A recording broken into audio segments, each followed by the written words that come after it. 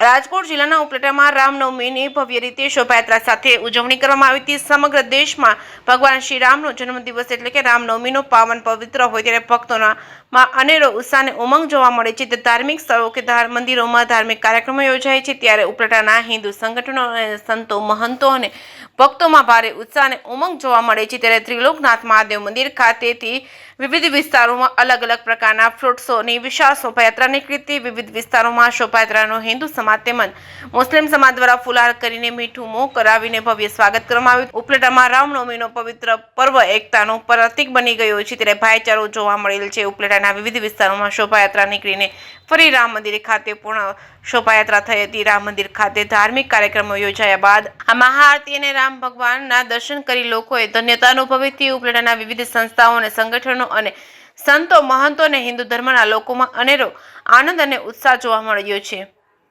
જે કેસની ગુજરાતી સાથે અર્શી આહિર, ઉપલેટા। પિન્ટુભાઈ વસવેલિયા, બજરંગ દળ સંયોજક, ઉપલેટા પ્રખંડ।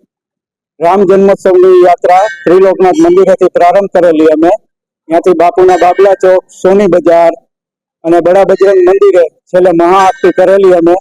અને બાપુના બાબલા ચોકની અંદર સેલ્ફી પોઈન્ટ બનાવેલો, રામ ભગવાન, હનુમાનજી મહારાજ એવા કટઆઉટ મૂકેલા છે અને શોભાયાત્રામાં ભારી સંખ્યામાં ભક્તો જોડાયા। મહાઆરતીની અંદરમાં પણ ભારી સંખ્યામાં ભક્તો જોડાયા હતા। તેથી કરીને હું સૌનો આભાર માનું છું।